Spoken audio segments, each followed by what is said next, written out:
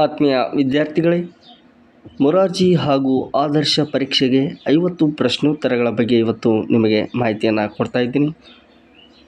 ಅದು ಪರಿಸರ, ಕನ್ನಡ ಅಥವಾ ಸಾಮಾನ್ಯ ಜ್ಞಾನದ ಕುರಿತು ನಿಮಗೆ ಮಾಹಿತಿಯನ್ನು ನೀಡ್ತಾ ಇದ್ದೀನಿ.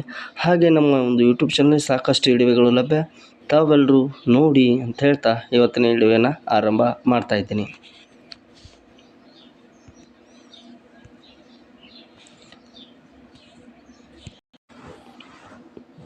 ಕರ್ನಾಟಕವನ್ನು ಯಾವಾಗ ಸ್ಥಾಪಿಸಲಾಯಿತು ಅಂತಕ್ಕಂಥ ಪ್ರಶ್ನೆಯನ್ನು ಕೊಟ್ಟಿದ್ದಾರೆ. ನವೆಂಬರ್ 1, 1956ರಲ್ಲಿ ಇದು ಮೊದಲಿಗೆ ಮೈಸೂರು ರಾಜ್ಯ ಅಂತಕ್ಕಂಥ ಹೆಸರಿನೊಂದಿಗೆ ಕರ್ನಾಟಕ ಆರಂಭಗೊಳ್ಳುತ್ತೆ. ಮೊದಲಿಗೆ ಇದರ ಹೆಸರು ಮೈಸೂರು ರಾಜ್ಯ. ಮುಂದೆ 1973 ನವೆಂಬರ್ 1ರಂದು ಇದಕ್ಕೆ ಏನಂತ ಕರ್ನಾಟಕ ಅಂಥೇಳಿ ನಾಮಕರಣದೊಂದಿಗೆ ಆರಂಭಗೊಳ್ಳುತ್ತೆ. ನಾವು ಪ್ರತಿ ವರ್ಷ ಏನು ಮಾಡ್ತೀವಿ ಅಂದರೆ ನವೆಂಬರ್ 1ನೇ ತಾರೀಕು ಕನ್ನಡ ರಾಜ್ಯೋತ್ಸವವನ್ನು ಆಚರಣೆ ಮಾಡ್ತೀವಿ. ನೆನಪಿರಲಿ, 1973ರಲ್ಲಿ ಇದಕ್ಕೆ ಕರ್ನಾಟಕ ಅಂಥೇಳಿ ಹೆಸರನ್ನು ಇದಕ್ಕೆ ಆರಂಭ ಆಗುತ್ತೆ. ಹಾಗೆ ಇದು ಮೈಸೂರು ರಾಜ್ಯ 1956ರಲ್ಲಿ ಇದರಿಂದ ಸ್ಥಾಪನೆ ಆಗುತ್ತೆ. ಮುಂದಿನ ಪ್ರಶ್ನೆಯನ್ನು ನೋಡೋಣ. ಕರ್ನಾಟಕದ ರಾಜಧಾನಿ ಯಾವುದು ಅಂತ ಕೇಳಿದ್ದಾರೆ. ಅದಕ್ಕೆ ಸರಿಯಾದ ಉತ್ತರ ಬೆಂಗಳೂರು. ನಾವು ಭಾರತದ ರಾಜಧಾನಿಯನ್ನು ನವದೆಹಲಿಯಾಗಿ ಮಾಡಿದ್ದೇವೆ. ಹಾಗೆ ಕರ್ನಾಟಕದ್ದು ಬೆಂಗಳೂರು ಅಂತಕ್ಕಂಥದ್ದು. ವಿಟಮಿನ್ ಎ ಕೊರತೆಯಿಂದ ಯಾವ ಒಂದು ರೋಗ ಬರುತ್ತೆ ಅಂತಕ್ಕಂಥದ್ದು ಕೇಳಿದ್ದಾರೆ.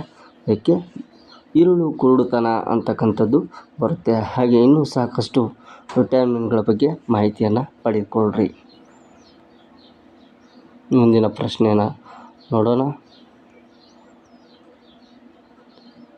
ಕರ್ನಾಟಕದಲ್ಲಿ ಎಷ್ಟು ಜಿಲ್ಲೆಗಳಿವೆ ಅಂತ ಕೇಳಿದ್ದಾರೆ. ಸರಿಯಾದ ಉತ್ತರ 31. ಕೊನೆಯದಾಗಿ ಆಗಿರ್ತಕ್ಕಂಥದ್ದು ವಿಜಯನಗರ. ಇದನ್ನು ಕೇಳ್ಬೋದು. ನಿಮಗೆ ಪ್ರಶ್ನೆಗಳನ್ನು ನೋಟ್ ಮಾಡಿಕೊಳ್ಳ್ರಿ. ಇನ್ನು ಕರ್ನಾಟಕದ ಸಂಗೀತ ಪಿತಾಮಹ ಎಂದು ಯಾರನ್ನು ಕರೆಯುತ್ತಾರೆ. ಅದಕ್ಕೆ ಸರಿಯಾದ ಉತ್ತರ ಪುರಂದರದಾಸರು.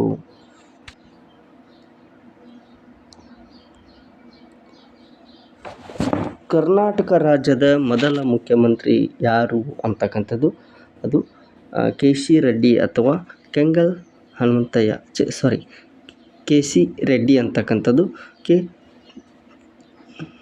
ಇನ್ನು ಮೊದಲ ಕನ್ನಡ ಚಿತ್ರ ಯಾವುದು ಅಂತಕ್ಕಂಥದ್ದು ಸತಿ ಸುಲೋಚನಾ ಅಂತಕ್ಕಂಥದ್ದು.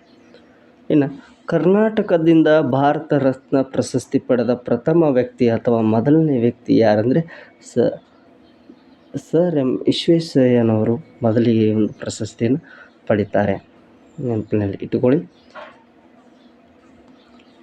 ಹಾಗೆ ಕನ್ನಡ ಭಾಷೆಗೆ ಜ್ಞಾನಪೀಠ ಪ್ರಶಸ್ತಿಯನ್ನು ಮೊದಲು ತಂದ ವ್ಯಕ್ತಿ ಅಥವಾ ಕನ್ನಡಿಗ ಯಾರು ಅಂದರೆ ಅದು ಕುವೆಂಪು. ಇವರು ಜಯ ಭಾರತ ಜನನಿಯ ತನುಜಾತಿ ಅಂತಕ್ಕಂಥ ಹಾಡನ್ನು ರಚನೆ ಮಾಡ್ತಾರೆ. ಹಾಗೆ ಇವರ ಶ್ರೀರಾಮಾಯಣಂ ದರ್ಶನಂ ಅಂತಕ್ಕಂಥ ಒಂದು ಕೃತಿಗೆ ಇವರಿಗೆ ಈ ಜ್ಞಾನಪೀಠ ಪ್ರಶಸ್ತಿ ಸಿಗುತ್ತೆ. ಹಾಗೆ ನಮ್ಮ ರಾಜ್ಯದಲ್ಲಿ 8 ಪ್ರಶಸ್ತಿಗಳು ಜ್ಞಾನಪೀಠ ಪ್ರಶಸ್ತಿಗಳು ಬಂದಿವೆ. ಹಾಗೆ ಕೊನೆಯದಾಗಿ ಚಂದ್ರಶೇಖರ್ ಕುಂಬಾರ್ ಅವರಿಗೆ ಸಿಕ್ಕಿದೆ. ಇನ್ನು ಕರ್ನಾಟಕ ರಾಜ್ಯದ ಸಿಲ್ಕ್ ಟೌನ್ ಎಂದು ಯಾವ ನಗರಕ್ಕೆ ಕರೆಯುತ್ತಾರೆ ಅಂತಕ್ಕಂಥ ಪ್ರಶ್ನೆಯಾಗಿದೆ. ಅದಕ್ಕೆ ಸರಿಯಾದ ಉತ್ತರ ರಾಮನಗರ ಅಂತಕ್ಕಂಥದ್ದು. ಇದು ರೇಷ್ಮೆ ನಗರ, ಸಿಲ್ಕ್ ಟೌನ್ ಅಂತ ಕೂಡ ಕರೀತಾರೆ. ಇನ್ನು ಮುಂದಿನ ಪ್ರಶ್ನೆ, ಯಾವ ದಿನವನ್ನು ಕನ್ನಡ ರಾಜ್ಯೋತ್ಸವ ದಿನವೆಂದು ಆಚರಿಸುತ್ತಾರೆ ಅಂತಕ್ಕಂಥದ್ದಾಗಿದೆ ಪ್ರಶ್ನೆ. ಅದಕ್ಕೆ ಸರಿಯಾದ ಉತ್ತರ ನವೆಂಬರ್ 1. ಇನ್ನು ಕನ್ನಡ ಧ್ವಜದಲ್ಲಿ ಬಳಸಿದ 2 ಬಣ್ಣಗಳು ಯಾವುವು ಅಂತ ಕೇಳ್ತಾರೆ. ಹಳದಿ ಮತ್ತು ಕೆಂಪು. ಹಾಗೆ ಭಾರತ ದೇಶದಲ್ಲಿ ಕೇಸರಿ, ಬಿಳಿ, ಹಸಿರು, ಮಧ್ಯದಲ್ಲಿ ಅಶೋಕನ ಒಂದು ಚಕ್ರ. ಆ ಚಕ್ರದಲ್ಲಿ 24 ಗೆರೆಗಳಿವೆ. ಇವನ್ನೆಲ್ಲ ನೆನಪಿಟ್ಟುಕೊಳ್ಳಿ.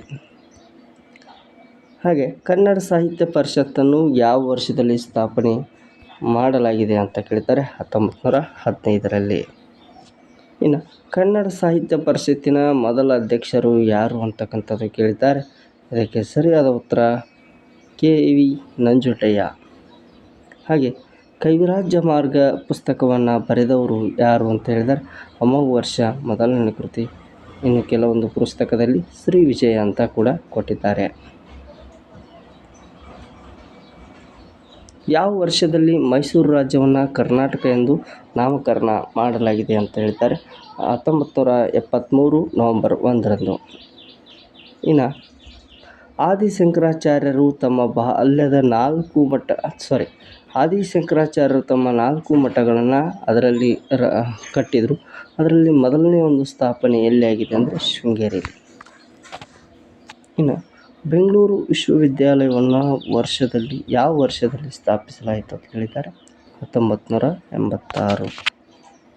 ಬಂಡೀಪುರ ರಾಷ್ಟ್ರೀಯ ಉದ್ಯಾನವನ ಹುಲಿ ಮೀಸಲು ಅರಣ್ಯವಾಗಿ ಸ್ಥಾಪಿಸಿದ ವರ್ಷ ಯಾವಾಗ ಅಂತ ಕೇಳಿದ್ದಾರೆ. 1974. ಇನ್ನು ಕರ್ನಾಟಕ ರಾಜ್ಯ ಮರ ಯಾವುದು ಅಂದರೆ ಶ್ರೀಗಂಧ ಮರ. ಇದು ಕರ್ನಾಟಕ ರಾಜ್ಯದ ಮರವಾಗಿದೆ. ಸುವರ್ಣ ವಿಧಾನಸೌಧ ಕರ್ನಾಟಕ ಯಾವ ಜಿಲ್ಲೆಯಲ್ಲಿ ಕಂಡುಬರುತ್ತೆ ಅಂತ ಕೇಳಿದ್ದಾರೆ. ಬೆಳಗಾವಿ.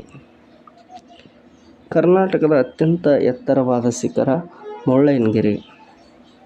ಹಾಗೆ ಕನ್ನಡದ ಸಾಹಿತ್ಯದ 3 ರತ್ನಗಳು ಯಾರು ಅಂದರೆ ಪಂಪ, ರನ್ನ, ಹೊನ್ನ ಅಂತಕ್ಕಂಥವ್ರು. ಇನ್ನು ಚಿತ್ರದುರ್ಗದಲ್ಲಿನ ಬ್ರಹ್ಮಗಿರಿ ಶಾಸನ ಯಾವ ಚಕ್ರವರ್ತಿಗೆ, ಯಾವ ಒಂದು ರಾಜನಿಗೆ ಸೇರಿತ್ತು ಅಂದರೆ ಅಶೋಕ.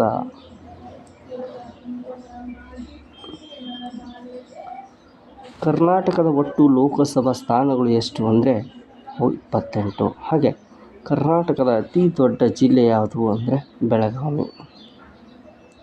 ಕರ್ನಾಟಕದ ಅತ್ಯಂತ ಚಿಕ್ಕ ಜಿಲ್ಲೆ ಯಾವುದು ಅಂದರೆ ಬೆಂಗಳೂರು ನಗರ. ಇನ್ನು ಪಟ್ಟದಕಲ್ಲು ಮತ್ತು ಐಹೊಳೆ ದೇವಾಲಯಗಳನ್ನು ನಿರ್ಮಿಸಿದವರು ಯಾವ ಸಾಮ್ರಾಜ್ಯ ಅಂದರೆ ಚಾಲುಕ್ಯ.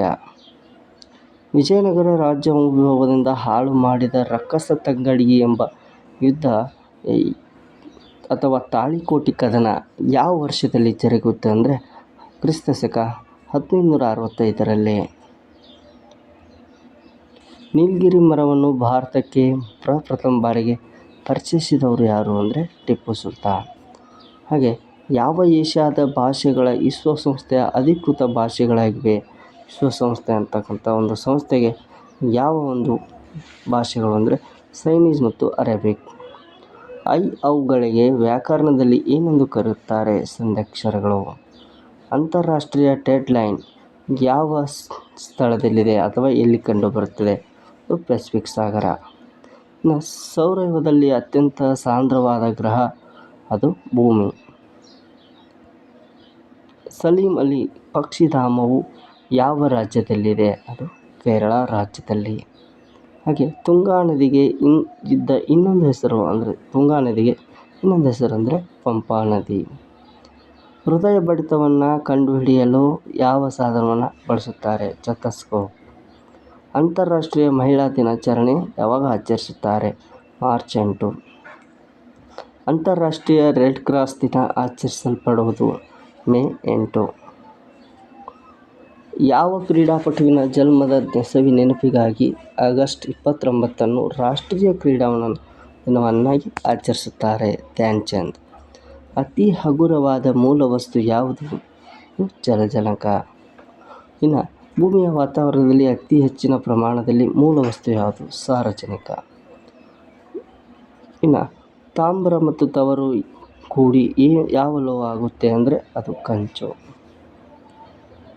ತಾಮ್ರ ಮತ್ತು ಸತು ಲೋಹಗಳು ಮಿಶ್ರಣವಾಗಿ ಹಿತ್ತಾಳೆಯಾಗಿರುತ್ತೆ.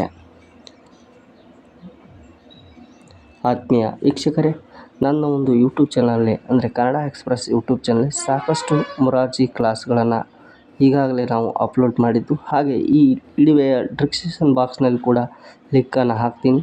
ಹಾಗೆ